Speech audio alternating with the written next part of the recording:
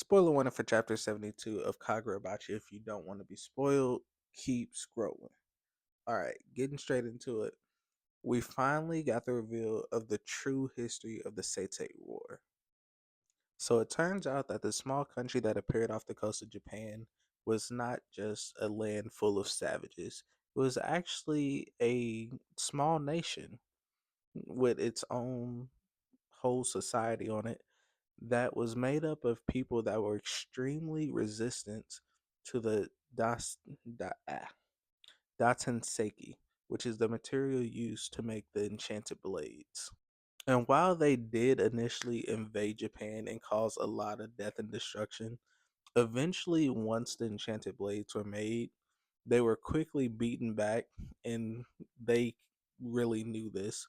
And ultimately, they ended up signing a treaty with Japan to basically cause a ceasefire, or essentially, it was peace talks that ended in a treaty.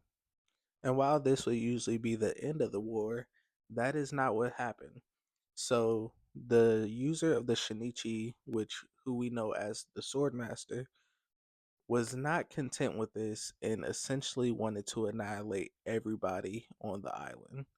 And this is exactly what happened. And it became known as the malediction. And ultimately, after the malediction happened, the entire country was decimated, leaving over 200,000 people gone.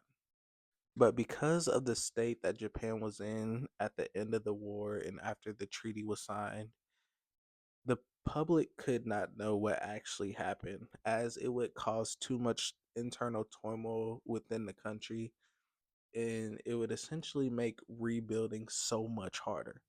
So what they did, they relabeled the sword bearers as heroes and hid the truth. But they couldn't get rid of the sword bearers because of how the eternal contracts work without, or at least the Shinichi user, without getting rid of the rest of them, which is why he's been locked away since the end of the war.